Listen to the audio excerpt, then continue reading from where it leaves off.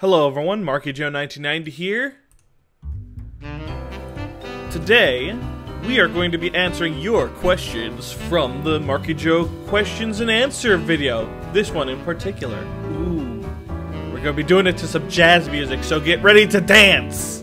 Anyway, let's get this show on the road, shall we? So Jike says, how long until the announcement for Rage 5 is made? I hope I have enough time to prepare. Okay, so Rage 5 is not officially announced yet, but when it is, you're going to have 3 months to do it, to get your submission in. Future video schedules. Okay, so, luckily, you came to the right guy, because the Marky Joe playthrough queue is right here. So, I'm just going to leave a reply for you, buddy. Bam! Oh, snap, look at that shit. Now you can click the link by just going to the video. What program do you use to compose MIDIs and the like? I use Fruity Loops Studio. I also use it to compose my actual music as well. So, that answers both questions in one fell swoop. Hey Mark, have you ever tried Advance Wars? Yes, I have.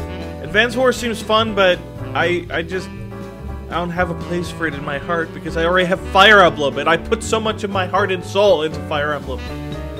Okay, what's the meaning of life? Life is what you make it. Like, for the longest time I was just like, you know, what is the purpose of life? But after a while I was just like, you know what? Life doesn't have a meaning. You just fucking, just do what you, give your own meaning to life. So for me at least, the meaning of my life is to just enjoy myself, you know, become successful doing what I love, and, you know, all that stuff. Just, basically just live a happy life and, you know, be a good person. That's my purpose in life. Oh, snap. We got some more tunes going on now. What is your least favorite Fire Emblem game, and do you think some of the hacks you played are better than the official games? Okay, so I guess my least favorite Fire Emblem game would be FE1, because it's slow, clunky, and outdated.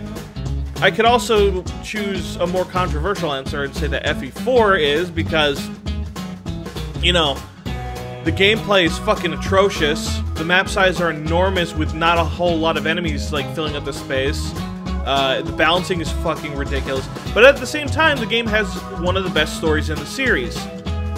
So it's just much easier to say FE1 because it's non-controversial. Nobody's gonna fucking fight you if you say FE1.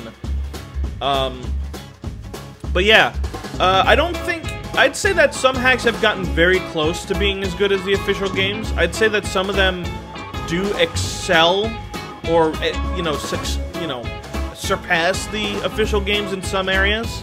Like, I'd say that some hacks such as, I'd say Bloodlines does a really good job. It has, like, much better portraits than the official games, perhaps, because it's, like, more varied and, like, whoa, what the fuck is this? What the fuck is that? But a lot of games, a lot of hacks have artists that are just so good that they surpass the official games.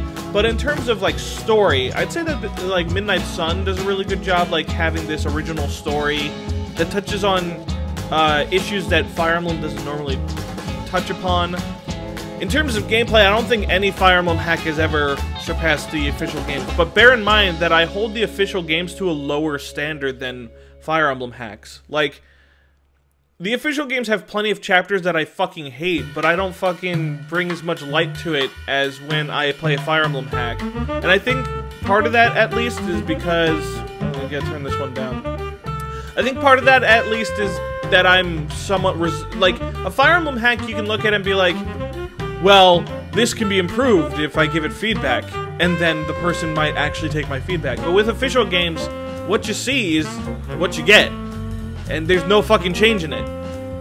I like your work, man. I also sub to you. Thank you. Have you ever played any game in the Dark Souls trilogy? If so, what's your opinion on it? I played Demon Souls, and then I was like, maybe some other time. I actually wanted to do a Let's Play of Demon Souls. I bought the game basically solely to do that, and then I couldn't get myself to remain interested in it, so I just sold it at GameStop. So I don't know, maybe someday I'll go back to the Dark Souls series, maybe I won't. What do you think of a Fire Emblem-style game done with a different Nintendo franchise's characters? Say one done with the Legend of Zelda characters and lore. I don't give a shit. Doesn't fucking matter. Like, I don't care. Like, I care more about function than form. A Fire Emblem game needs to have a good story and good gameplay. And I know that many people are like, well, Fire Emblem series doesn't have good story. I disagree. I think Fire Emblem has a good story fairly often. It's just that people fucking expect, like, ridiculous things like, oh, big, enormous plot twist where somebody betrays your entire group or whatever. And here's the thing, Fire Emblem tells its story through its gameplay more so than through the story itself. I mean, yeah, you got the cutscenes and shit, but, like, your playthrough of the game is in, you know, that's your experience. It's like when you lose a unit and you keep moving, that's part of the story. Like, oh, you lost your great unit. Many awesome characters died in my playthrough. You know, it's supposed to add weight to the story of the game. And the actual story is just meant to serve as like a catalyst for that shit. I always felt Fire Emblem was more about the characters than the story. Like, the support conversations and shit are what really make the story compelling, and the story itself is just kind of there so that the characters have like a canvas to put themselves on. How you met FE! Okay, so, when I was really young, I think about 13 or 14, I saw a commercial for Fire Emblem and was like, hey! That's the game with Marth and Roy, right?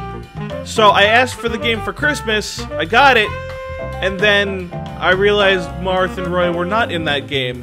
But, for the longest time, I saw Eliwood and I was like, hey, he looks like Roy, so therefore, Eliwood must be the localized name for Roy!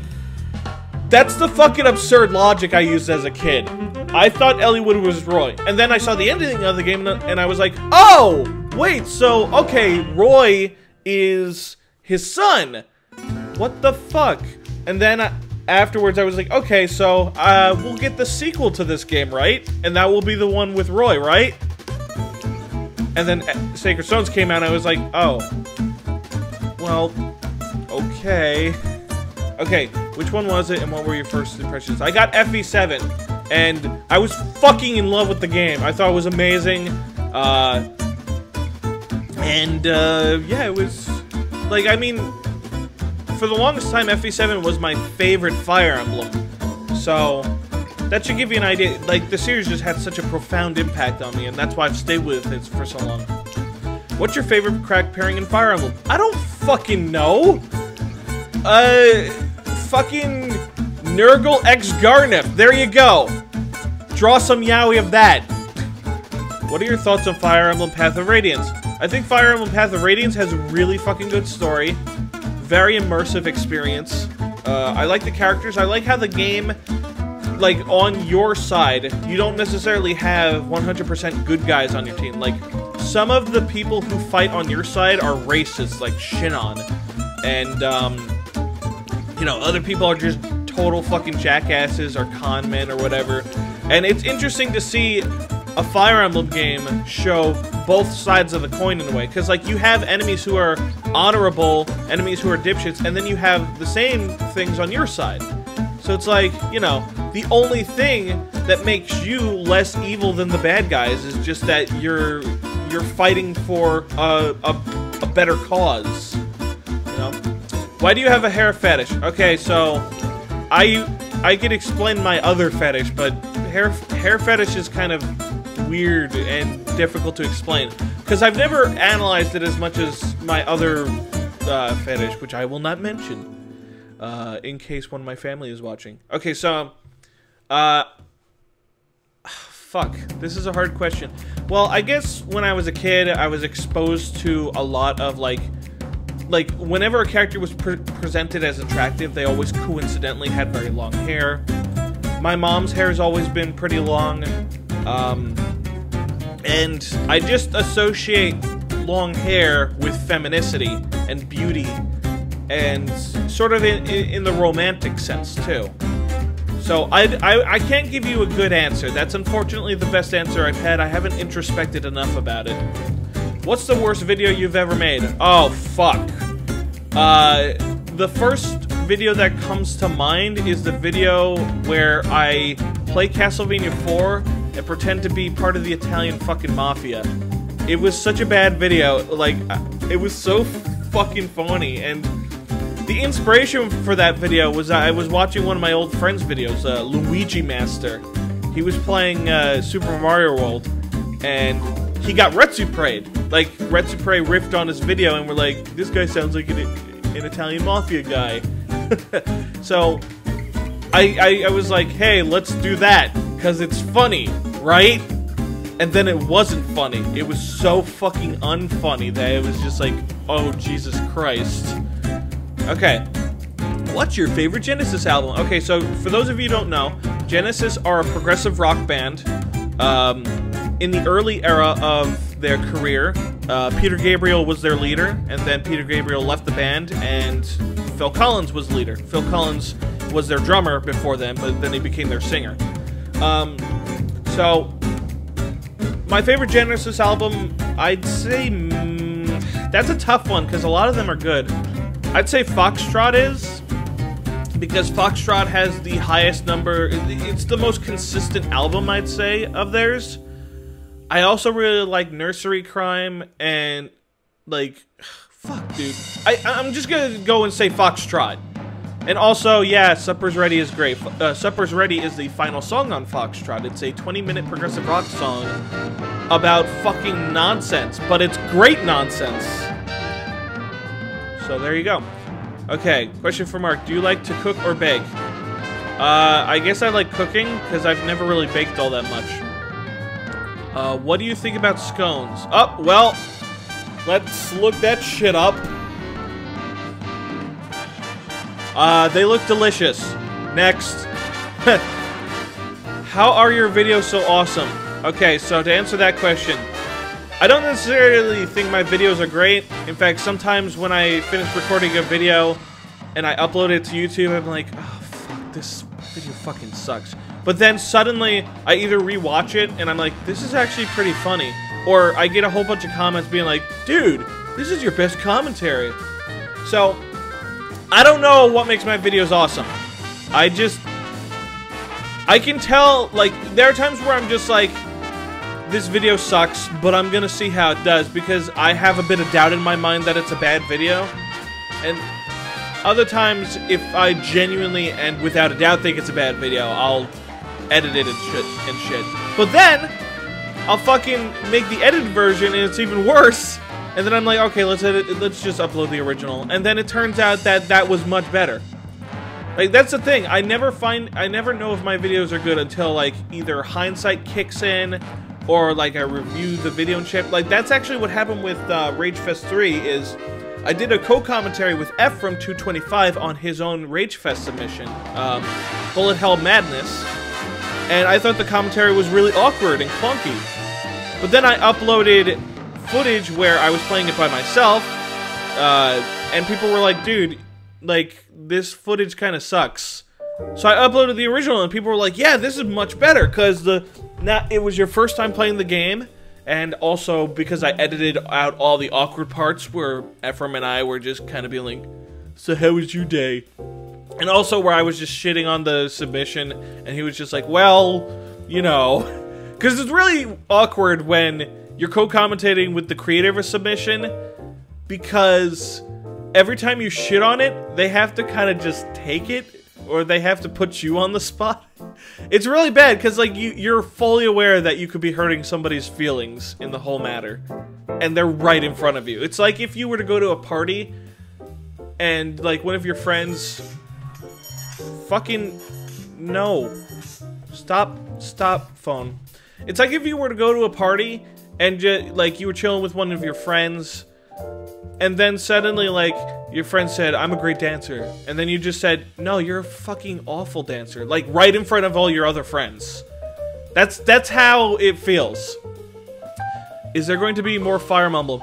I want to make more Fire Emblem hacks, but I'm too caught up in making videos and shit eventually I'll make time for it. I'm still working on Chronicles of Lucaria, and I mean, the original Fire Emblem, I think, has run its course. Maybe I'll make more, but I feel like it's up to Ragefest contestants and Marky Joe fans to, like, continue the spirit of the original Fire Emblem with its fucking stupid humor and Hector's S-rank penis. Okay, would you do a Lunatic Plus classic playthrough on Awakening or Fates without resetting once? No, fuck that shit. I'd last 5 minutes. Which is probably why it would make a great video. But, anyway. Also, nice sexy racing picture. I agree. This art was done by Avaraxis. I commissioned him $50 to do it. Have you played Echoes? What the... No! I heard that Fire Emblem Echoes got leaked as a ROM. I have kind of a weird stance on piracy. To me, if I want to get more of the product that I like, I should give money to the people who made it. Because, you know, they worked hard on it, and if they don't get money, then they can't make more of it. So, generally speaking, I don't support piracy. Now that said, Nintendo has a tendency to not respect people's fair use rights, and they're fucking unethical as shit. So I wouldn't really hold it against other people to pirate their shit, because Nintendo will fucking, like, put a copyright strike on your video just for having music on it, even if you're just doing a review which falls under fair use.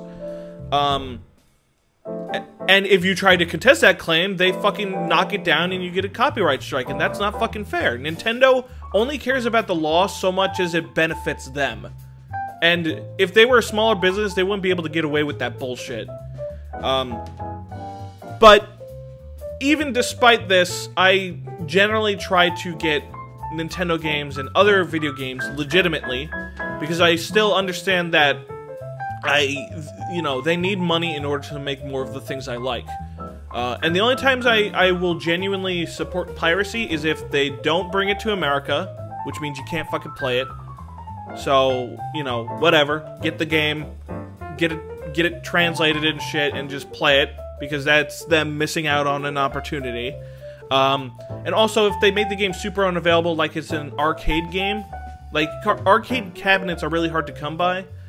And they cost them way too much fucking money, like $2,000 or something. So I'm not gonna hold it against you for fucking pirating for that as well. So basically, there are only certain times where I'll pirate a game, and I prefer to just get it legitimately for ethical reasons. So no, I haven't played Echoes. I have it pre-ordered, and it should be coming to my house at May 19th, and hopefully I'll be able to LP it right away. Why the fuck don't you like ZD? I don't know, it's been a while since I tried ZD, but I didn't want to try it. If you had dicks for hands and poked someone in the eye, would they be cockeyed? Yes! Yes, Evil Eggo Waffle.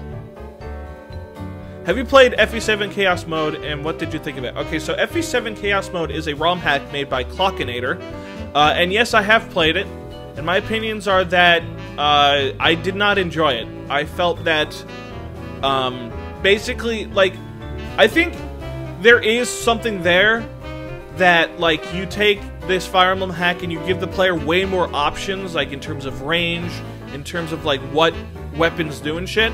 But the issue is that by making the game so much more complicated, it makes it also way more tedious, because by doing all this shit where, like, the Steel Sword has 1-3 range, the Iron Sword has 2 range solely, and, like, Steel Axe is like this fucking hyper range spell, and all these different effects.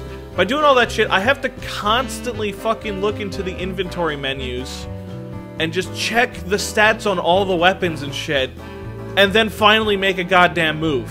And it's tedious, and I wish I could just fucking play the game instead of assessing all this data all at once. I don't consider that to be good challenge. I feel that's very tedious. So yeah, I don't like Chaos Mode. How much? I mean, yeah, I guess it is a legitimate challenge in the sense that you have all the options ahead of you. But the thing is that the process of making a decision should not be that fucking convoluted. How much wood could a woodchuck chuck if a woodchuck could chuck wood? Now, I believe that if you ask this question in Google Voice or whatever, they'll give you a genuine answer. Let's see. I'll try to give my own genuine answer, though. Okay, how much wood? Okay, so if a woodchuck could, in fact, chuck the wood, I think that they would... I don't know. Like, if they could chuck that... Like, if they could chuck wood... What does...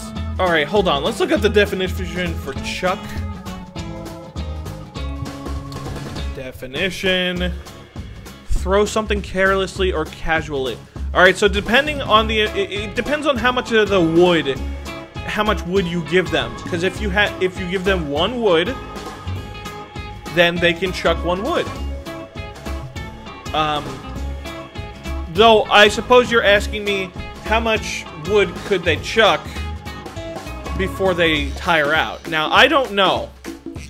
So let's look up a woodchuck.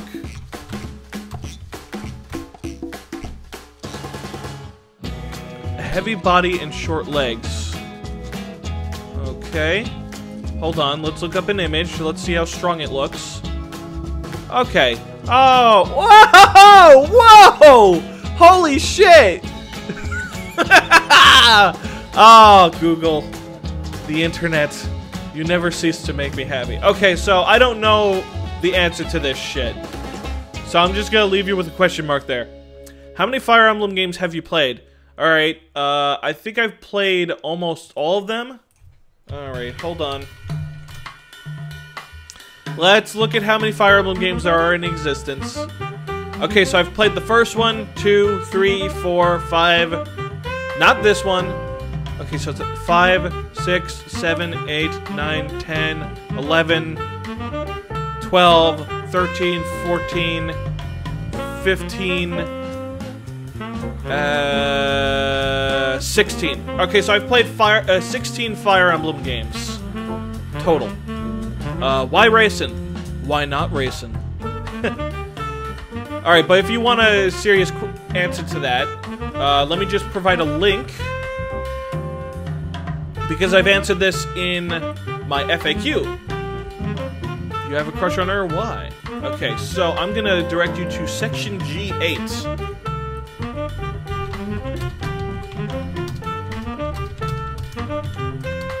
There you go. Basically, there's a lot of personal history behind it. I had a close friend named Lewis. He introduced me to racing. I fell in love with racing because she was such a... She was this very kind, hard worker, and nobody fucking acknowledged her for it, and she just seemed like a really smart person. And obviously, I go into more detail about it because I write up a whole analysis. But there you go. Hopefully that answers your question. I don't know if you talked about it before, but thoughts on the pair-up shit in the new FE games? I like pair-up in Fire Emblem Fates. I don't like it in Awakening. I feel like pair-up is really well balanced in Fates. And I'm constantly switching between not pairing up and doing the tag team. And also, fuck shurikens. Am I the best character from Gaiden? I don't know. Do you have the longest hair? Have you fapped to hentai? Yes, of course. Who hasn't? I've been following you since Ellie went to Fooker. I'm so proud of you for getting sponsored. Oh, thank you. Thank you, Boom2Ickle. Continuation of the FE5 LP when? As it stands, I'm not going to go back to FE5. I think that ship has sailed, but if you want, give me $50 and I'll dedicate 2 hours of my time to playing FE5 again. What is your favorite thing about Fire Emblem? Is it the gameplay, the story, the music, the characters, or is it something else? It's the fucking gameplay. I fucking love the survival aspect of, like, everything you have is limited in supply. I love the fact that, like, you know, it takes Japanese role-playing games and adds that extra dimension of, like, an XY axis, which is what Don151 says that he likes about Fire Emblem. I like that it's more complex than a JRPG, but simple enough to understand like, for the most part. I mean, there's some shit about Fire Emblem that, like, I didn't figure out until much later in my life. Like, for example, attack speed, and how you need 4 attack speed more than your opponent in order to double them. That took me a long while to figure out because the game never fucking explains it clearly. I mean, it says, I think it says with the fucking speed stat that it determines if you do a follow-up attack or whatever. But, like, what is the exact criteria for a follow-up attack? Turns out it's 4 attack speed more than the enemy. The game never says specifically 4 attack speed. And also, the game doesn't really talk about weapon weight or so. Like, FE7 had this fucking, like, 10 or 11 chapter long tutorial that failed to explain very essential mechanics to the game while explaining, oh, light magic is good against black magic. You will value this data for exactly one more fucking game where light magic has triangle advantage against dark magic. Ooh! Be fucking enamored, piece of shit. What do I feel most guilty about? Okay, so, I mean, this is just an example. I don't know what my most guilty thing is, but a while ago, I did a project called the Help Me Help You project, which is where I got the Chronicles of Lucaria portraits. The promise was that by people making me portraits, I would make them chapters for them to play. Well, I got the portraits. Cedar Nix made quite a few of them. This project thing was announced on the Emblem Brigade. But the thing is that I only made 1 chapter when I promised, I think, 2. And even then, the first chapter wasn't even, like, particularly finished. So I feel really bad about that Emblem Brigade. And now the Emblem Brigade is barely active, and it's just like, I feel partially responsible for 1, shitting on Project Z so much, and 2, for making this fucking promise and not following through on it.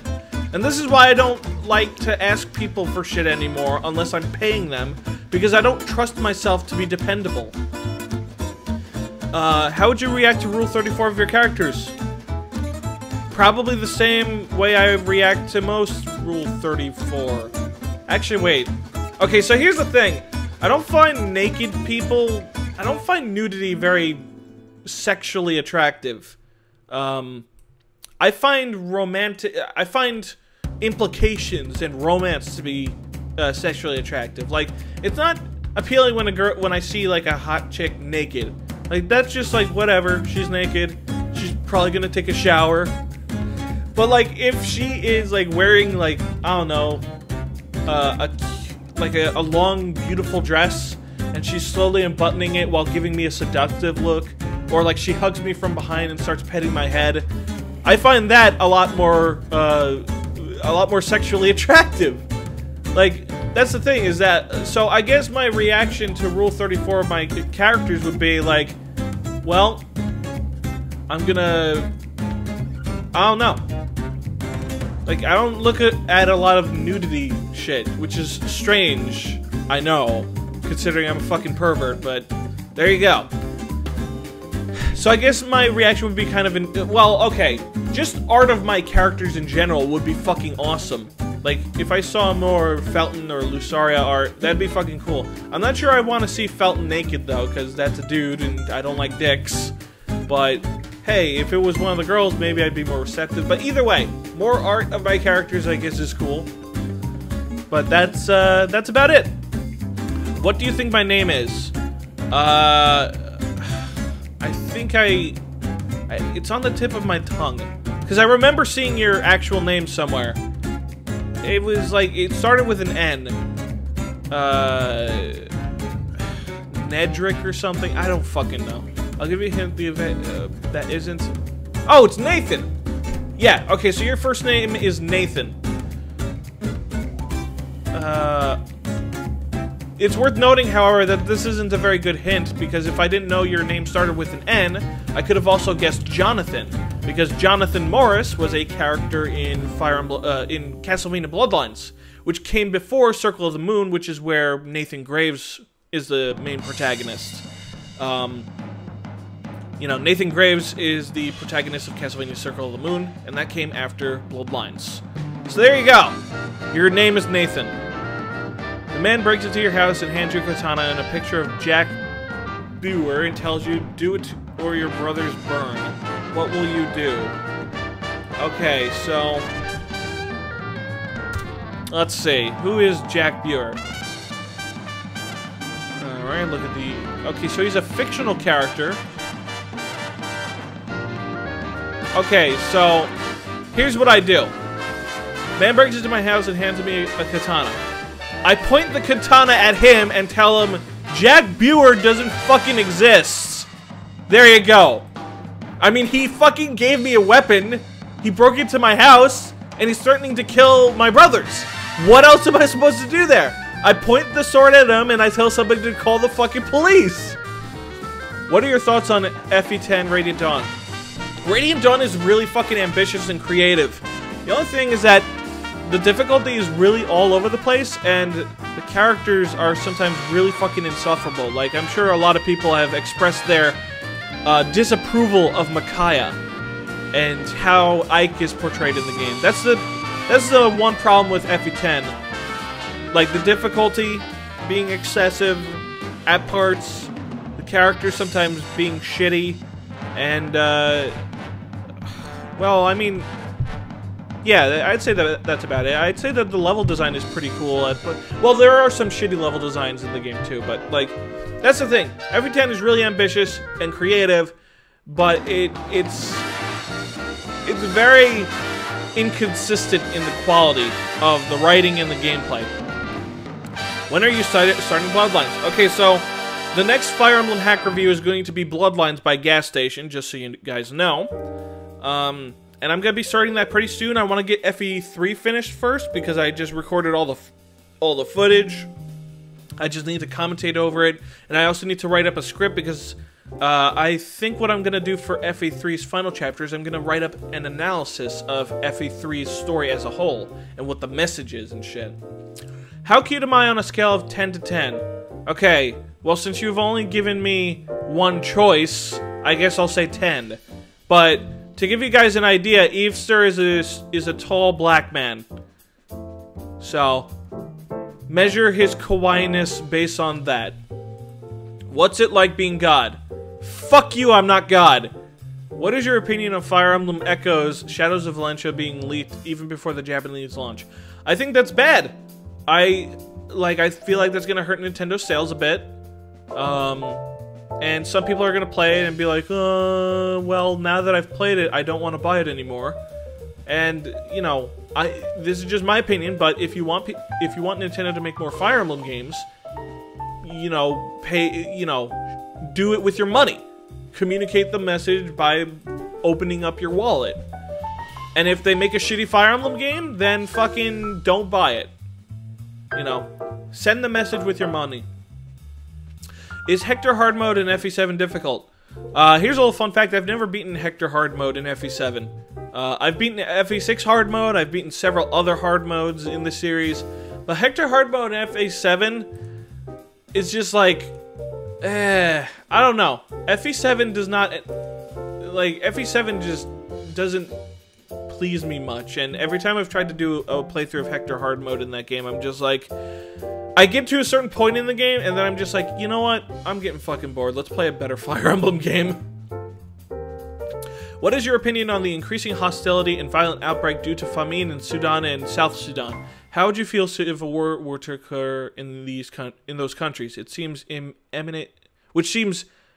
imminent in their political climate. Okay, so let's figure out what Sudan is.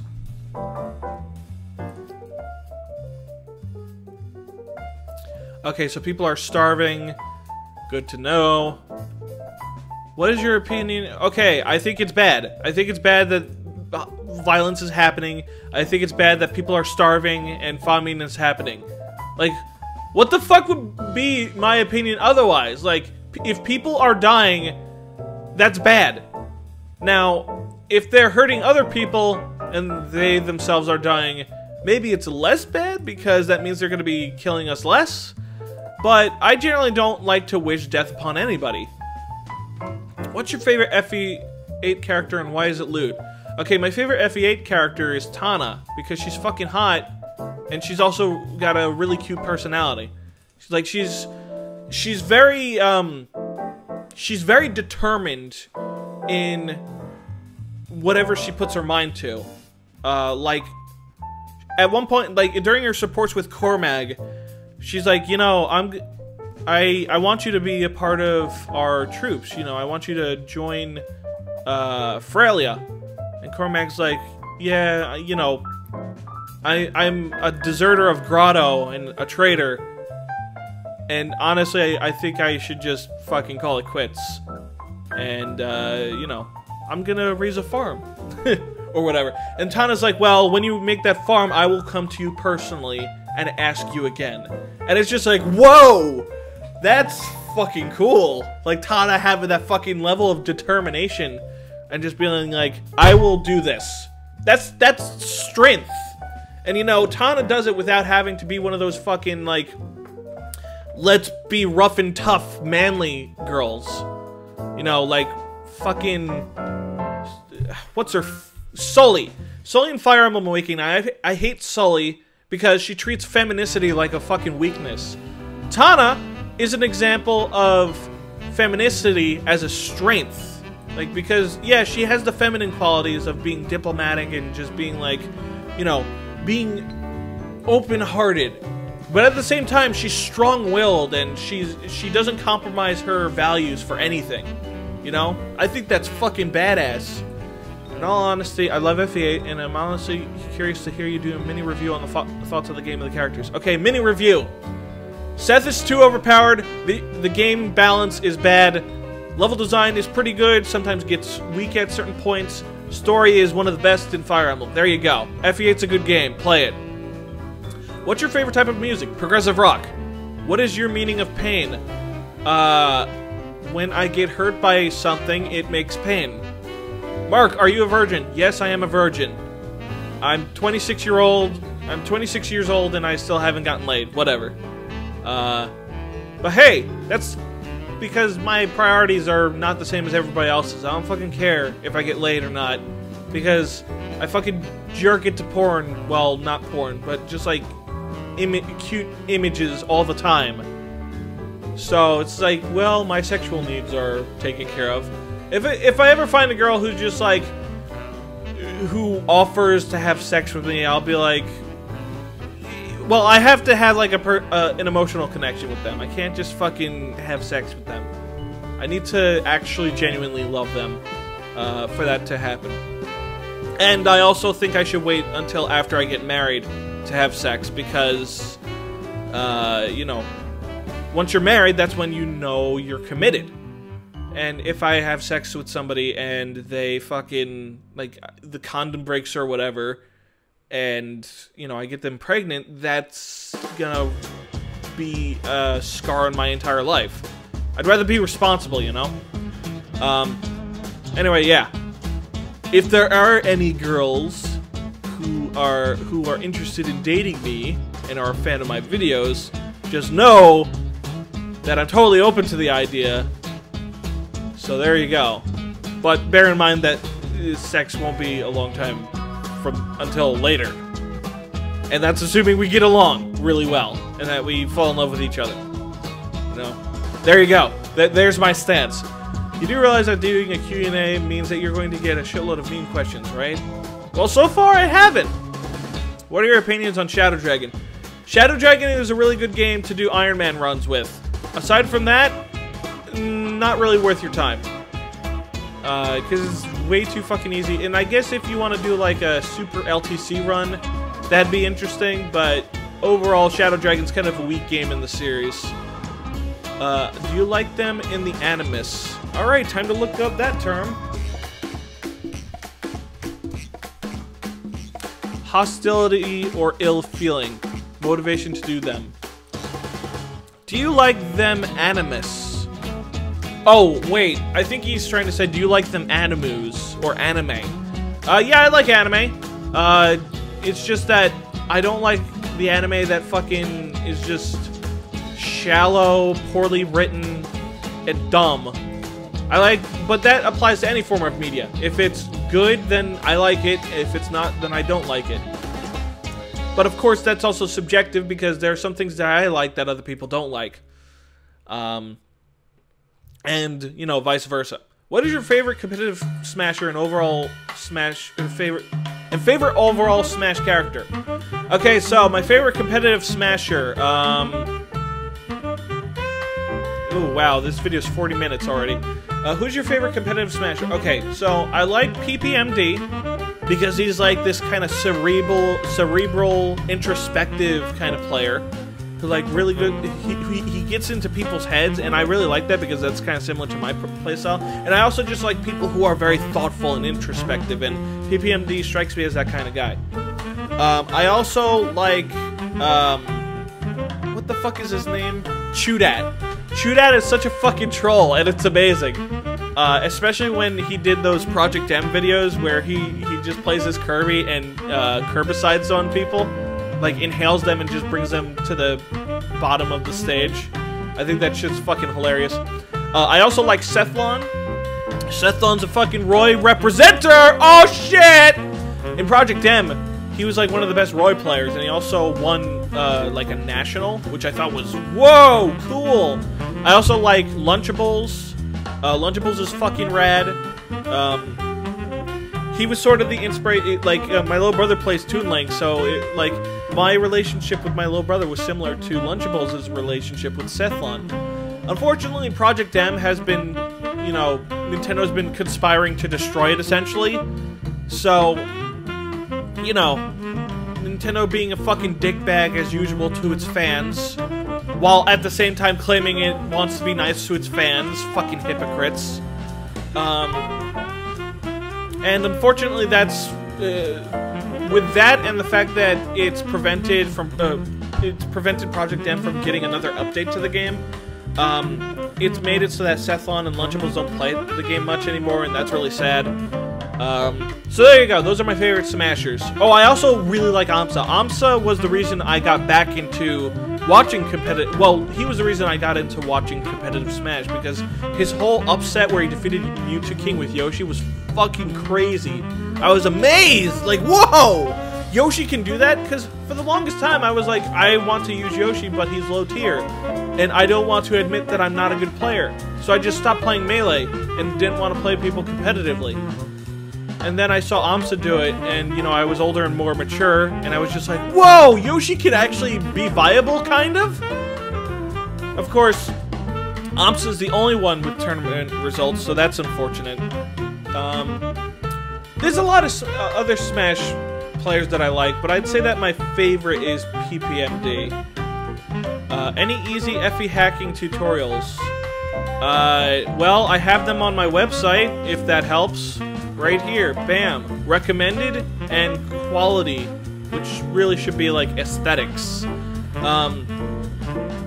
Well, quality check or something. You know, quality control, perhaps. That seems to make sense. Anyway, these are the hacking tutorials. I also have two eventing... Well, I have two hacking tutorials on my YouTube. Look up my eventing tutorial. Very important. And the tutorial where I explain offsets and shit. So, look those up on my website. I mean, my YouTube. And then go to my website and look at these tutorials. Okay, how's the relationship between you and your teammates working on Chronicles of Lucaria? We get along pretty well. Yeah, that's about it. Like, we don't talk a lot, but we have a connection with each other. And we have opinions, and we share those opinions, and it helps us develop new ideas. Pardon me. In FE6, which route is your favorite, the Sakai or Ilya route? I like Sakai because it's more difficult and more tense. Like, it's the scarier of the two routes, in my opinion. How's it going? It's going alright. I've been talking for 40 fucking minutes. 44, actually. So, anyway. On a slightly more serious note, how much do you enjoy Mangs' quality contents, his shitpost? Okay. Whoa, damn, look at this guy. He's just straight up shit-talking Mangs. Okay, so anyway, I generally don't watch Mangs' shitpost videos. I kind of hate shitpost videos because they get a lot of views while also not being very good and not having any substance to them, so I generally avoid shitpost stuff. I think Mangs' normal content is like he has really good commentary. The issue is that I feel like his videos should be shorter and cut down more because he spends way too much time like just playing the fucking level or whatever. And sometimes it's just shit that he could backtrack or stuff that he could cut out, and he doesn't really do that. So that's the main thing, is that Mangs' videos are too much of a commitment for me to watch generally. And I understand that some of my videos get really long, but that's like very few and far between, and usually the longer videos are like Rage Fest submissions. And I cut the living shit out of those ones so that you guys don't have to watch like an extra hour of fucking footage. So that's it. Like, I think Mangs is a great commentator. I think he just needs to edit more. If someone who has never made a Fire Emblem hack before wants to create one, where would you recommend they start? Okay, so this is how I think you should start. You should first start by learning Nightmare and how to do stuff in the Nightmare modules. Then, from there, maybe start learning eventing. Oh wait, no, make a map, make some events for it, and also learn FE Editor. So that FE Editor specifically so that you can like change the dialogue and shit, and also change portraits. But yeah, like Nightmare, maps, events, and then FE Editor. So that's the order I would recommend they do things, because that immediately gives them the gratification of like, ooh, I'm changing some really cool shit in the game, instead of just like, I'm changing aesthetics or text or whatever, but I'm not changing the actual substance of the game, for lack of a better word. And bear in mind that Nightmare allows you to modify stats, so there is some substance to the editing there, but it's not as substantial as changing the maps or the event data in the game, which essentially allow you to create your own levels and stories and level designs. Will you be uploading a full version of your intro and outro separately? Okay, so the intro, the "Hey, it's me, Marky Joe" thing, that's the only version that exists. There's no full version to it. That is the full version. I will be uploading the full version of my outro at some point, but I'm not happy with the current version because it's still a work in progress and I need to fix up certain parts. I feel like my vocals are kind of weak at certain points. So eventually that will be uploaded. I just need to fix it up. Are you getting Fire Emblem Echoes? Yes, I pre-ordered it. It's coming to me on May 19th. What's your favorite main series of Fire Emblem? Well, my favorite Fire Emblem is FE6, if that's what you meant. I don't know what main series of Fire Emblem is, but there you go. What do you think of my first ever comments on the Marky Joe video after being subbed for about 3 to 4 years and never saying anything? Is this your first comment? Because if so, I think that's pretty amusing. Why is your relationship with Evil Egg Waffle so distant? Is it because he's more entertaining than you? Well, you're wrong. Evil Egg Waffle is really good at, like, improvised commentary and just kind of being on the spot.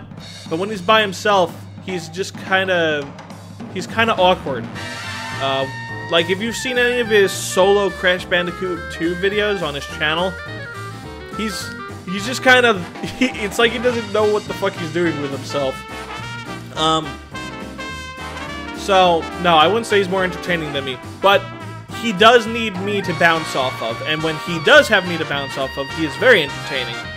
And I'd say that he is the funnier one of the two of us, but I feel like in terms of, like, being more entertaining, I think I am overall, simply because I have more shit to say.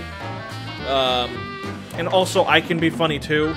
I'm just funny in a different way. He's funny in a sort of, like, ah, dicks! Kind of way, you know, kind of impulsive energy. Whereas I'm emotional, I'd say. I'm more emotional than he is. So there's that. What would your ideal video game be like? Oh, fuck. That's a tough question. It just needs to be fucking fun. It needs to have, like, carefully thought out mechanics, carefully thought out enemy placement and level design, and that's about it. I mean, it would be nice for it to have a story too, I guess, but a story is sort of a plus rather than a need. Which characters from each Fire Emblem favorite FE game is your fave? Oh, Fuck you with your fucking questions. Okay. So FE1. I guess Sheeta? She's a fucking awesome character she fucking gets her shit. Gaiden would probably be Sonya because she's hot. Mystery of the Emblem would probably be Linda. Linda and Sheeta. Actually, I'll answer that for both. Well, okay, in Dark Dragon she looks like a fucking kid, so no. I'll say Linda for Shadow Dragon because she actually looks like an adult in that one. And in Mystery of the Emblem, it's a little ambiguous. Anyway, Genealogy of the Holy War. I don't fucking know. Thracia776. I don't know. Fucking Leaf, maybe? Because he's a cool pussy character. Akane Saga, whatever. Binding Blade. I like Roy. I also like Sophia. Blazing Sword. Eliwood definitely is my favorite character in that game. Eliwood's fucking awesome. He's such a, like, I like characters who are, like, sort of, they're strong but open-hearted. You know, not afraid to, you know, let their feelings show. You know, I feel like, you know, there's strength to repressing your feelings, but I'd say there's even more strength to, like, having strength and showing your feelings at the same time.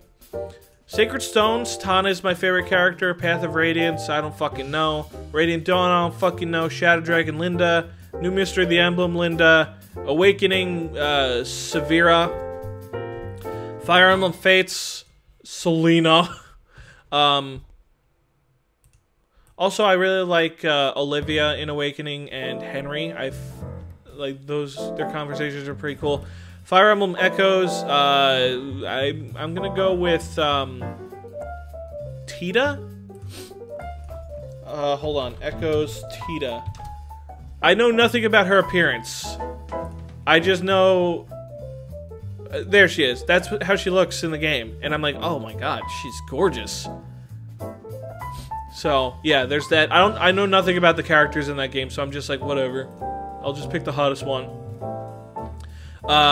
Okay, so who else? Heroes. I don't give a fucking shit about Heroes. Fire Emblem Warriors, blah blah blah. I haven't played Tokyo Mirage Sessions. Tearing Saga. I guess I like the fucking Myrmidon chick you get at the start of the game. I haven't played that one very much because it sucks anus. Which character? Okay, so favorite Fire Emblem game. FE6.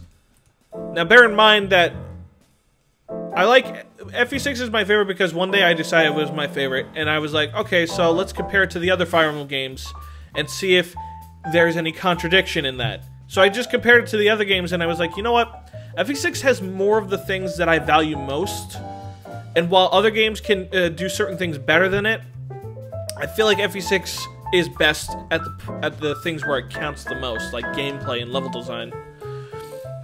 I mean, obviously FE6 is not a well-balanced game, and maybe its story is not as good as the other games in the series, but I feel like, you know, those are not as important as, like, making interesting level design. And FE6 has a lot of fucking cool ideas in it. Thoughts of racing in Touhou 15. I feel like Touhou 15 solidified the fact that Racing is not a coward. Like, even before Touhou 15, I didn't think Racing was a coward, or that she was like a fucking pussy. But for some reason, the fandom thought otherwise. But if you look at any of the canon sources, it really doesn't paint that image of Racing at all. It paints the image that the fucking Lunarians in the setting of Touhou are fucking oppressive shitfags, and that Racing running away from the moon was a sensible fucking decision. And Touhou 15 was basically her proving that this fucking fandom shit that she's a coward is totally fucking wrong, and that she's actually just a badass who doesn't take anybody's shit. She straight up calls the moon rabbits fucking selfish. That's awesome. She fucking shit talks the moon a couple times in her dialogue. Okay, her recent appearances. I think she looks great in Urban Legend and Limbo. Unfortunately, I don't know what her dialogue is in that game. I just hope that they didn't fuck her up. Any other characters aside from Raisin and Touhou that I like? Yes, quite a few. I believe somewhere on my forums I have like a top, like a list. So I'll just quickly look for that. Touhou. You know what? I'll just run a search. I apologize. This is very unprofessional. Touhou. I think it's called like Touhou Character Sorter or something. Spin-offs. Okay. Fighting games. Touhou anime. Picking up Touhou. Damn it! We talk about Touhou a lot on this fucking thing.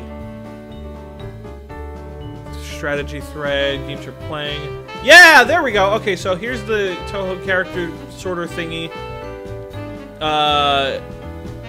Here we go. Okay, so we're gonna go for the third attempt. Oh, great. It doesn't appear to be there. Well, shit. Okay, so I really like Kaguya Horizon.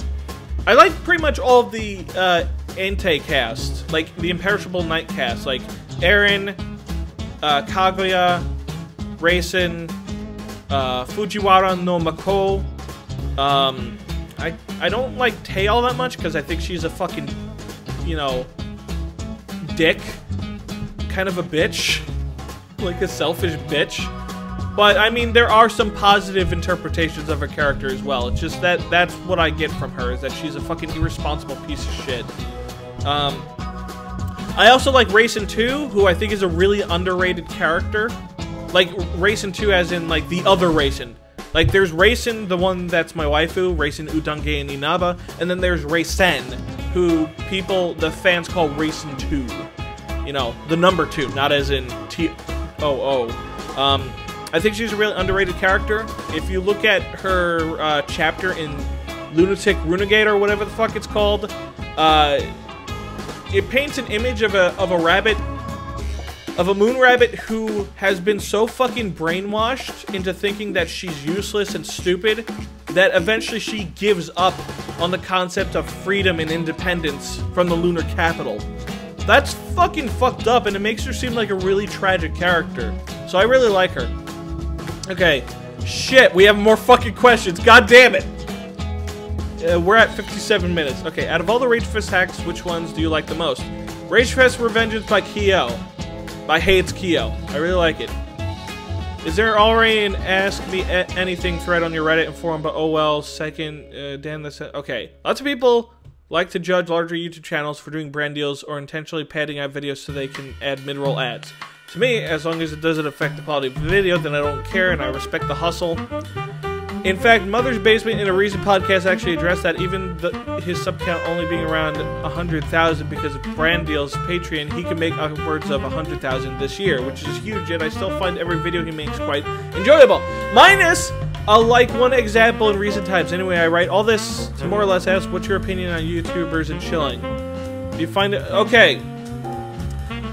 I think that if somebody wants to become a YouTuber as a living, they need to do stuff that will make them money so that they can realize their dream.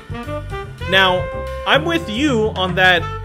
So long as it doesn't affect the quality of their videos and they still continue to make quality content, that nobody should have a problem.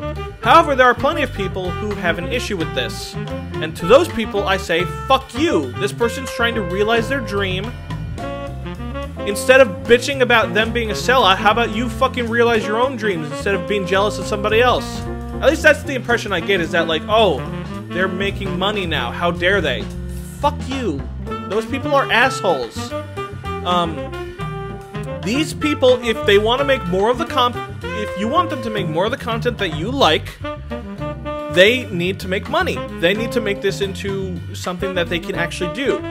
Because if they don't make money, then they have to get a job elsewhere, like a conventional job. I'm not going to say actual job, because YouTube is a job, in my opinion, because you work and you make money. So if they don't make money, they have to get some other job, which means they'll have less time to make the stuff that you like and that you watch essentially for free. So I think that you should support them in getting these ads and stuff. Now, if their videos drop in quality, you should stop supporting them. But if they do ads and they're still good, then there is no reason for you to be mad at them. Do you find it unacceptable to make several thousand a month on Patreon and still do ads and product deals? Or do you find things like that distasteful? Or do you respect the hustle as long as it... Again, it doesn't fucking matter. What matters is the quality of the videos. If they continue to be good, then you should not take issue with anything they do so long as it doesn't get in the way of the quality of the video. Like, if they make amazing videos and they put like 10 million fucking ads on the video, then I could see where you would have a problem. But like, having like I'd say a 30-minute video with one ad at the beginning, one ad in the middle, and one ad at the end, I think that's totally fucking reasonable. Maybe even 2 ads in the middle of the video. That's totally reasonable. So long as they're not being fucking awful about it, nobody should have an issue. What inspires you in general modding? Fuck, man. I don't know. Being happy, getting ideas in my head. I'm not somebody who just like... I like art. I like music. So I guess those inspire me. Art inspires me. And I don't mean art as in just drawings and shit. I mean just like art in the grander sense, like story writing, anything that's sort of like artistically creative. I find those things inspiring. Excuse me. What would be the length where you say a person's hair is too long? Infinity. Somebody's hair is never long enough, man. Satire, when am I getting unbanned? Please, Hags and Kush. Oh, this is Fimble better. As it stands, you're probably not going to be unbanned. The shit you like, dude, fucking announcing a Ku Klux Klan roleplay in the Discord chat, like in my announcements channel, is that's not something you can recover from. I'm sorry. You have to, like, really fucking... Either it's gonna be a really long time until you're unbanned, or you gotta do some really fucking awesome shit. So, sorry, but it ain't gonna happen anytime soon, buddy. Is the glass half empty or half full? I'd say it's half full. I think most people should think the glass is half full. More optimistic people means more people who are gonna fucking get shit done. We have too much cynicism in the world right now. So everybody's fucking resigned and giving up on everything. It's just like, that doesn't get anything done, and you have to fucking sometimes you have to fucking blindly believe in something in order for it to work. Like, people were mad that we only had 2 choices for a president, Hillary Clinton or Trump. And in my head, I'm thinking to myself, you know, those other candidates would be viable if people actually fucking tried to, you know, vote for them regardless of whether they were viable or not.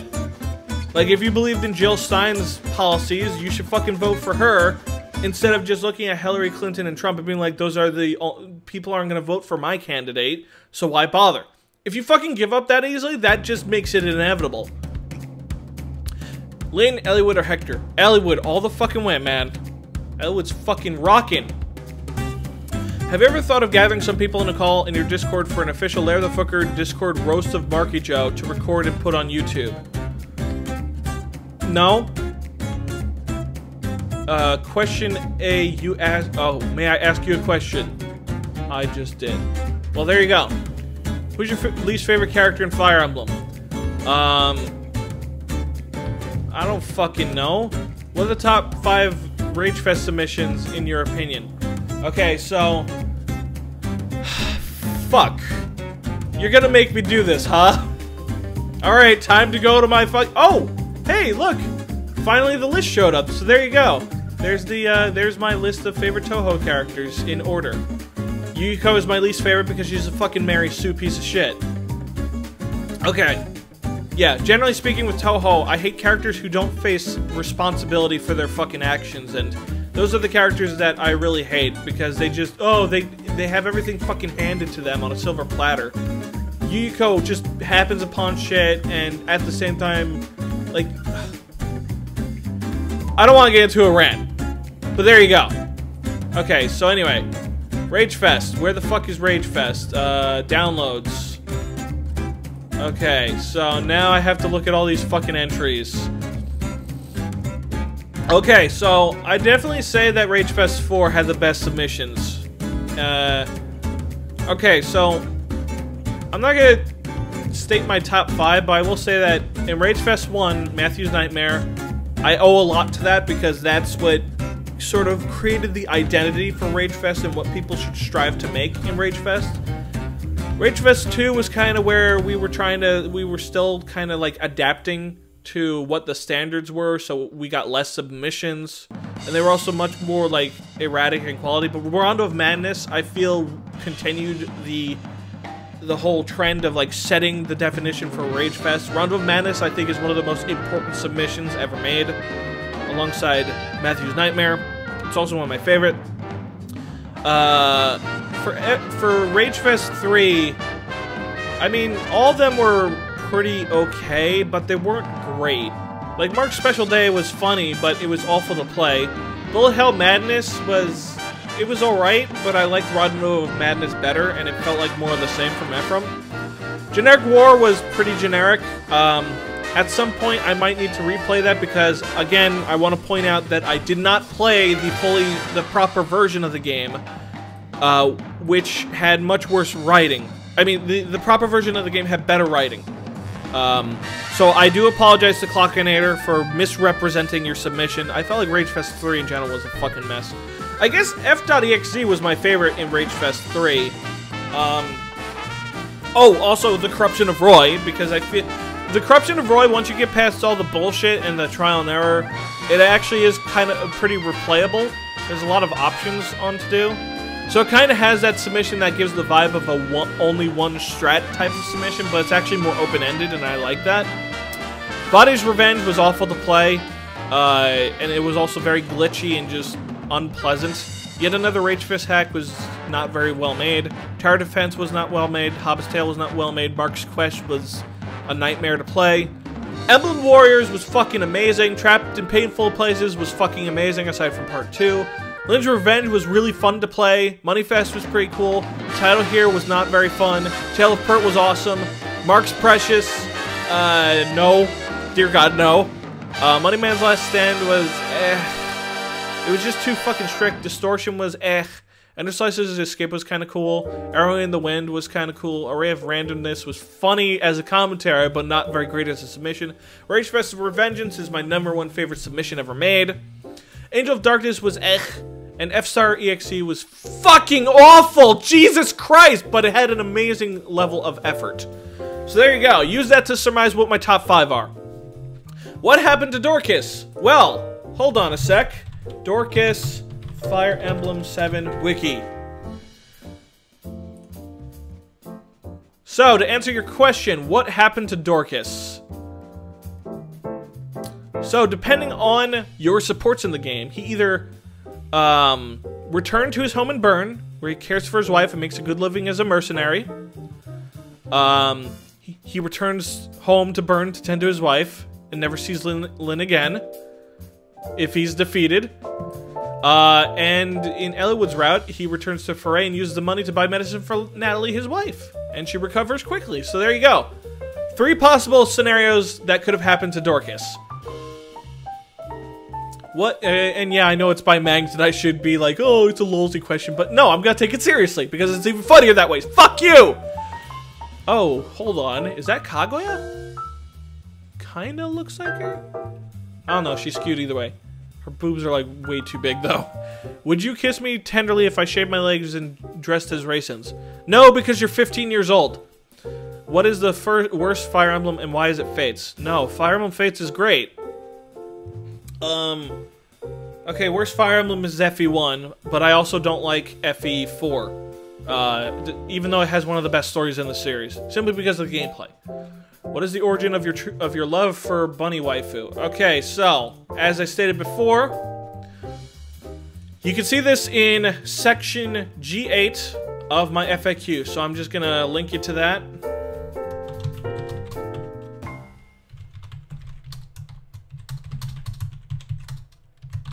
There, Done.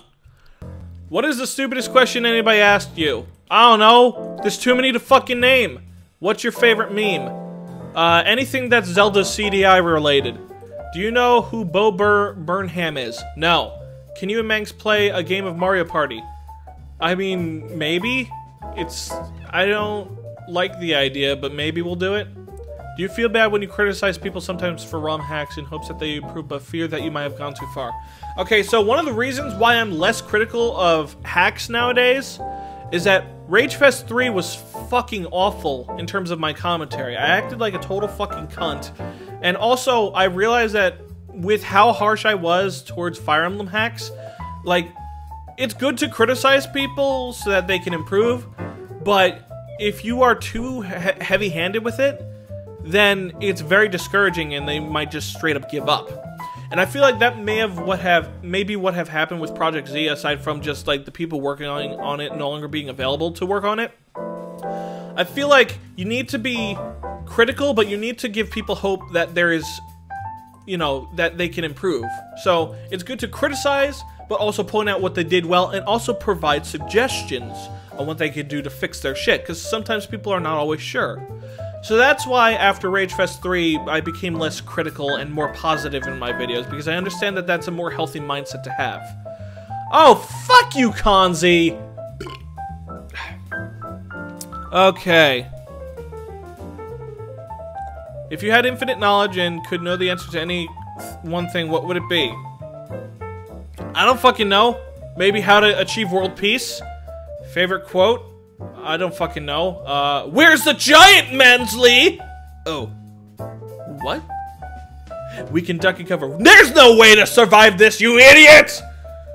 So we're going to die, Mansley, for our country. Screw our country! I want to live! Alright. If you're looking for favorite quotes, just look to The Iron Giant and The Emperor's New Groove.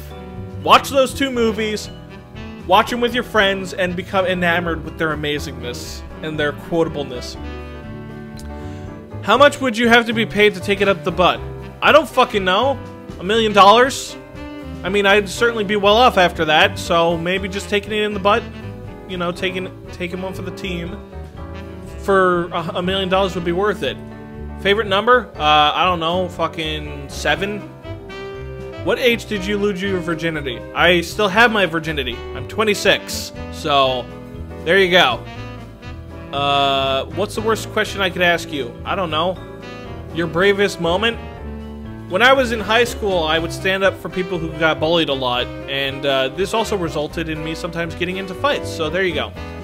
Your dumbest moment? Alright, so there was this one time where it was, you know, it was winter, and I was driving my car, and I saw just a pile of snow, and I was like, hey, let's knock over that snow with the car. So I drove into it, and little did I know that the snow was way harder than I expected. And as a result, my car got pretty bad condition, and I no longer have that car. So that's my dumbest moment. Literally the stupidest thing I've ever done, and I'm embarrassed to even bring it up, but there you go. Hopefully this will make me more relatable, or somebody you want to see off the road. Would you rather consume 1 cup of your mother's period blood or 1 cup of your father's? Alright, I'm not gonna answer that question. That's a fucking stupid question. Who would gain anything out of that? A memory from school that makes you laugh. I don't know, school is pretty fucking miserable for me. All I remember was that I acted like a total fucking weirdo in school. And it totally explains why I was picked on a lot. Because I was a fucking weirdo, and I didn't act normal or like a sane person. Your best pickup line? I don't know. Would you rather know how or when you die? I don't want to know either of those things. Best drunk moment? I don't know. The only drunk moment I have on camera is the one where I played Money Fest by Mr. Knight. So, I guess that. Especially near the end where I start to act really fucking pissy. I've never smoked. I've never been high. Most prized possession? I don't know. My fucking internet. Oh, you know what? my old comics, because that's a part of myself that I'll never be able to recreate. I will someday do an analysis of my comics so that they can be forever preserved in my videos. Would you rather go down on your father or have your mother? No, I'm not answering that. Would you rather poop out one shirt? No, this is dumb. Are you a breast man or a butt man or a cultured leg man or even a dick man? I don't know. I'm a hair man. Hair, face, and breasts. Those are probably the most attractive things to me on a woman. Particularly the hair and the face. Like, they could be flat, and so long as they have a pretty face and their hair is long, I'll just be like, yeah, I'd tap that. So, you know, there you go. Why do you hate... who do you hate most on the planet? I hate most people. Because most people are fucking ignorant and dumb and apathetic and don't give a shit, and they don't chase their dreams like they should. They just fucking go for the safe option and don't bother chasing their dreams. You know. But at the same time, if we didn't have unambitious people like that, how would we keep the stability of our society? You know, because we need our janitors, and we need our fucking line cooks, and all those other people with their fucking ruined dreams. Because otherwise, we wouldn't have fucking businesses on that shit. We wouldn't have our burgers that we could just have immediately. Or clean floors, because nobody would want to do it, because it doesn't stimulate them intellectually. So I don't know. You know, I think it's just a different way to look at life, you know? I'm a dreamer, but not everybody has to be a dreamer. Some people just want a simple, stable lifestyle, and that's okay. I mean... I guess the people I hate are the people who have all these ambitious dreams and want them, but are not willing to work for them. Because those people are fucking entitled. And I also just hate arrogant people. Entitled, arrogant people, self-righteous people. So there you go. Want to do a collab, or have I pissed you off too much to ask that one? I don't fucking know you. Hold on, let's look at your channel. Connor the Assassin. Oh, wait, I think I recognize that name. No, we're not gonna do a collab, because I'll know what the fuck to judge your quality based off of. Fuck, hell. Okay, thank God. Okay, we're almost done, guys. Holy shit. I remember in past rated blah blah blah, complaints of RNG being too prevalent. In completion, however, situations where one dies from multiple 10% and missing multiple 90 are possible for someone with really bad luck. What threshold of percentages would be acceptable in terms of designing a map? Okay, hold on. I'll answer this question. Google Doc. Hold on. Google Doc. Okay, so in my opinion, you need to have 90 displayed hit or 10 displayed hit for it to be okay. Like, it's in the Rage Fest Enragement Ring rule set. Hold on. I was very strict about this. Moving, okay, your submission should be consistently beatable even under suboptimal conditions. So, all this shit, accommodate true hit. Here we are. So, okay. I consider anything below 90 true hit to be unreliable. And I consider enemy hit above 10 true hit to be unreliable. So there you go. Feel free to look at the, feel free to look at it. So I'm gonna copy the link and I'm just gonna link you to it. So there you go.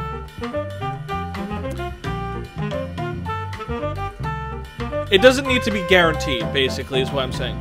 What keeps you going on YouTube? Fucking the attention. I like that people make comments on my videos. I like that people appreciate what I do, and I like expressing myself. YouTube is a. I don't really get to talk about myself or like talk about my insights much in real life because nobody gives a fuck. Nobody wants to hear about like what I've realized about myself or this revelation or my analysis on Fire Emblem level design or like my opinions on various things. But people on YouTube, they do give a shit. So it's a really nice. It's sort of a way for me to express myself. It's kind of like a catharsis in a way. That's also why I like getting mad at my videos because like I get it out of my system. What's your ending goal for this?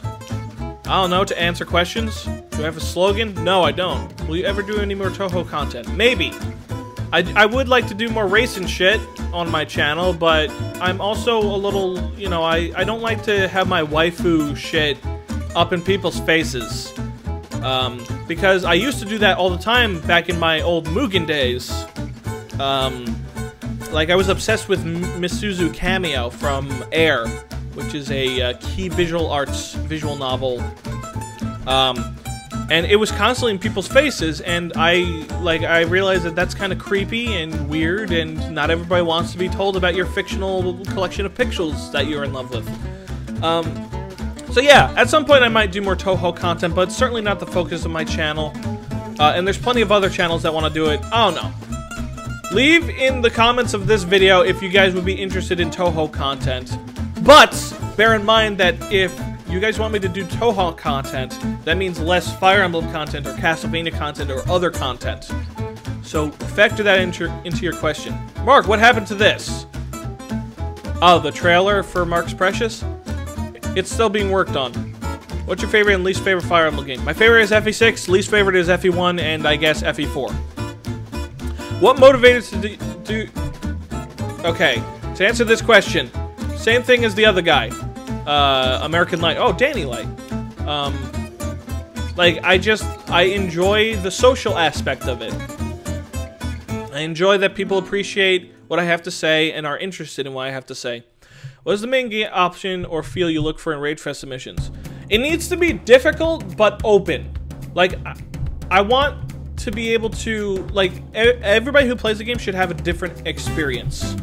So, which means that the submission should be difficult, but open-ended enough for people to find their own solutions to problems. I like it when a game allows you to think outside the box or come up with your own solutions, which is why I don't like submissions like Revenge of the Money Man by Protagonist, because like there's only one way to complete it, and I don't like that. That means that my playthrough will be the same as everybody else's. Except the only thing that will be different is just how many times I fail compared to other people. Who's your favorite Fire Emblem character of all time for the actual games? I don't fucking know. Maybe Tana, Linda, or Sheeta. I don't fucking know. Will the Q&A feature questions for Lady Tina, Evil Egg Waffle, and Ender Slicer? Okay, so I thought about it, and considering this video is now an hour and 22 minutes long, no, it will not. If you guys have questions to ask them, feel free to ask them here, and I'll do my best to answer them myself or bring them in. But, no. I think, American Light, you've gotten your money's worth of questions, because this was supposed to be... You asked for the reward of 1 hour of something else. I have 2 rewards, people, on my Patreon. If you pass $50 in your lifetime threshold, each time you do that, you get... one of 2 rewards. You get 2 hours of pain, where I play games that you want me to play for a total of 2 hours, or 1 hour of something else, in which I do something else for 1 hour. So, Danny Light asked for a Q&A, and it was supposed to just be 1 hour, but now we're going over. So, no. I'm not going to answer further questions, because I think you've gotten your money's worth well beyond... how can we help you get more subs besides sharing? Okay, posting my content on, you know, popular forums, on Reddit, word of mouth, just like, that's really it. You just need to spread the word about me. How do I feel about the Echo League? I've already answered this. I think it's a bad thing. Is there an actual release date or estimate for Ragefest 5? Once I announce Ragefest 5, you have 3 months to get a submission in. Where can I get a reliable source of dank memes? I don't know, use Google. If you do a co-commentary with any YouTuber you want, who would it be and what game would you play? I don't know, maybe, like, there's a lot of commentators on YouTube that I enjoy, like, Danny from the Game Grumps, Aaron from the Game Grumps. I used to like Baked Up on a Bus a lot more. Well, no, like his newer stuff, he's less talkative. I think Gas Station is a really interesting commentator. He has strong opinions and he's able to communicate them very well. I think Mangs is a funny commentator. He's good at, you know, coming up with funny things to say. But I also feel like he's not as articulate as Gas Station. So I don't know. I can't give you a definite answer on that.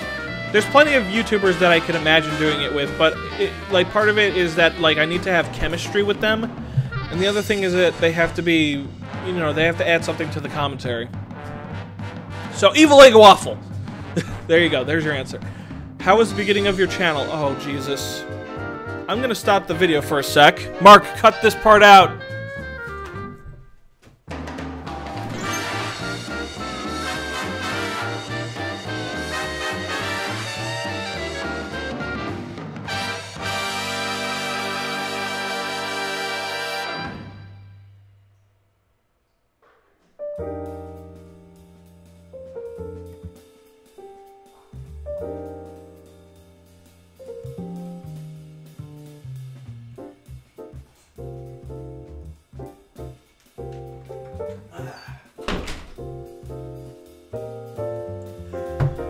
Okay, so let's do this. Okay, the beginning of my channel, I basically just posted random shit, like Ellywoods to Fooker, and also random Mugen videos. My channel started out very small, and it didn't really get any real traction until I defeated Zero Call with Kung Fu Man in Mugen. Mugen is a fighting game engine, by the way. And like Mugen was really popular back then, so Zero Call was like this really difficult to defeat character who could defeat like even Psycho Shredder and shit. So basically, when I defeated him with Kung Fu Man, people were amazed, and I got a whole bunch of subscribers because they thought I was so skilled at the game. Honestly, the beginning of my channel, I mostly posted Mugen videos, and even those didn't get much traction until I made a response video to this guy named Garion Feld, who, I don't know if he's still around, but he made Mugen character edits, and they were very silly, and he also hated Melty Blood. Now, Melty Blood is a fighting game based on a visual novel called Tsukihime, and my first waifu was Aki Hatono. So I didn't like that he was shitting on Melty Blood. So I made a video where I defeat his evil Kung Fu Man edit called Dirty Kung Fu Man with Akiha Vermilion. And a couple of people were like, yeah, fuck Garion Feld, he's an asshole.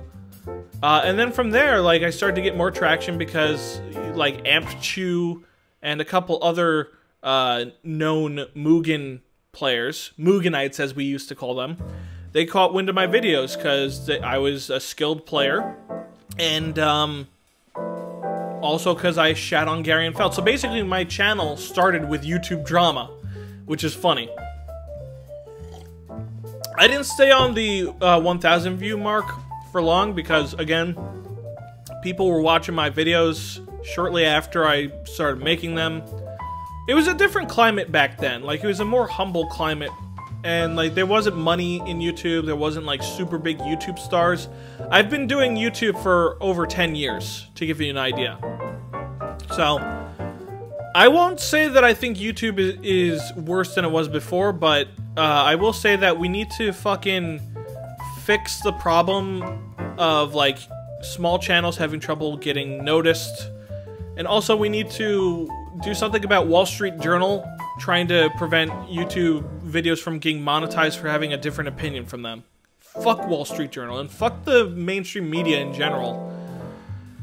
Was I always motivated from the beginning to keep sending videos? Yeah, because, like, again, the reason why I made videos was because people responded. I got a response out of the videos. Like, people were like, make more of this shit, it's cool. And I was like, you know what, I think I will. Because I was a lonely kid back then. I was like 17 or whatever. I was so fucking sheltered and I didn't have many friends. So it was nice for somebody to notice me. Was your views slowly climbing up to the point where it is now? My views have always been kind of slow. And my channel's always been kind of slow to grow when you think about it. But yeah. The things that spiked my popularity was when I defeated Zero Call with Kung Fu Man, and I defeated a couple other super tough characters. And also, my Fire Emblem commentaries started to pick up traction, but even then, I didn't really pick up traction until I announced Rage Fest, and that's where my YouTube started to fucking explode. If you weren't a Fire Emblem YouTuber, what kind of videos would you see yourself doing? Probably Castlevania or more Touhou, because I really enjoy those things.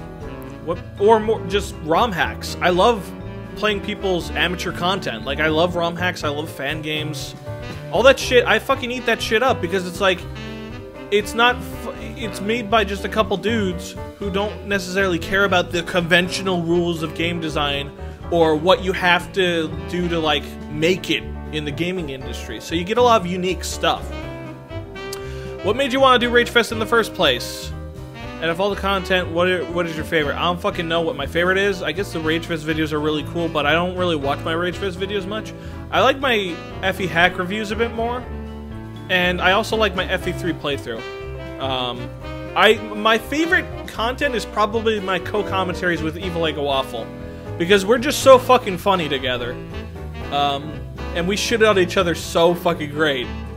What made you want to do Rage Fest? Okay, so at the time, the Fire Emblem hacking community was not very active, or it was less active. I mean, there were people making stuff, and I wanted to give the community motivation to, you know, make content to play. And I also just wanted to record people's content because I enjoyed doing that.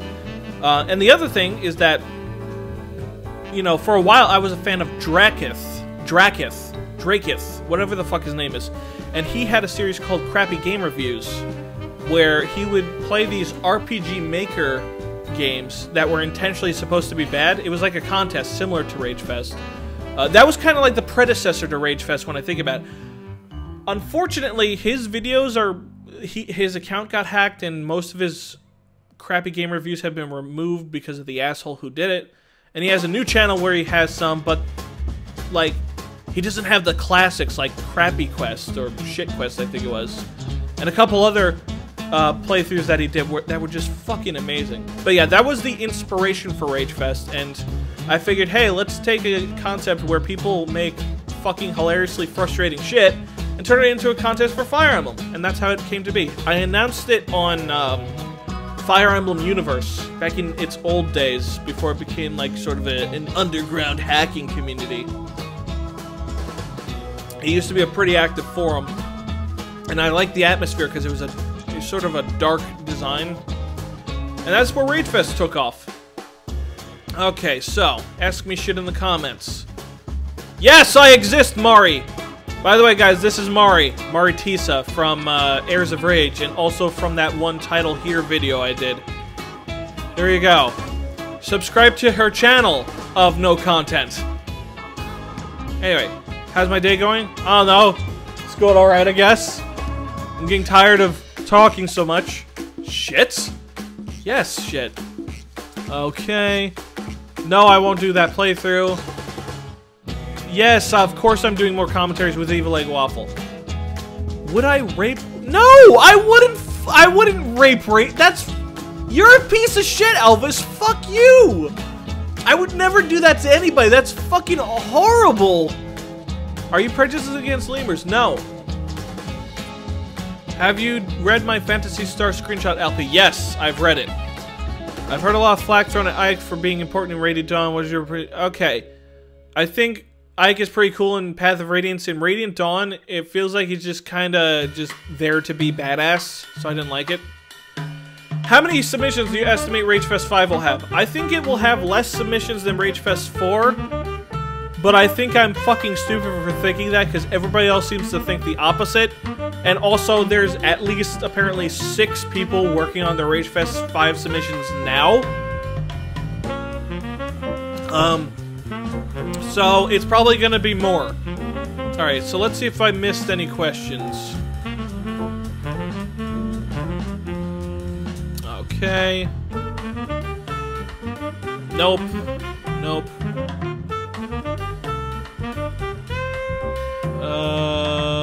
Okay.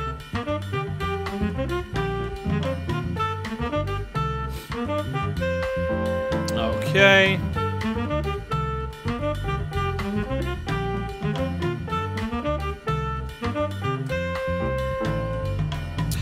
Alright, I think I got them all. Okay. Oh, thank God. Holy fucking shit, that was long. I spoke for like an hour and 30 minutes. Okay.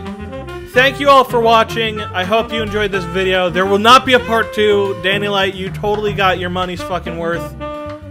Oh, and yeah, there's Evester. Anyway, have a good day, everyone.